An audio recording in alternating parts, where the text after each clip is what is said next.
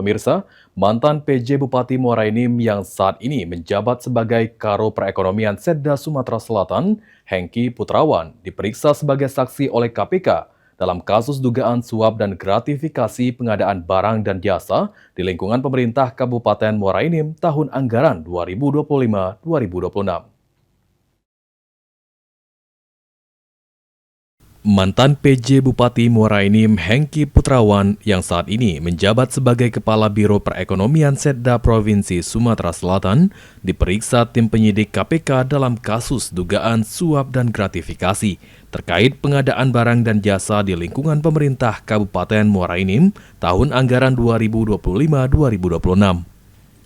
Selain Hengki, tim penyidik juga mengagendakan pemeriksaan terhadap 9 orang lainnya sebagai saksi.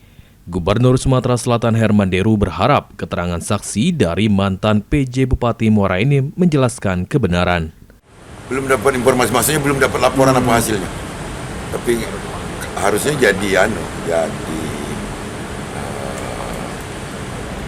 saksi yang menjelaskan kebenaran apa yang ada dia ketahui.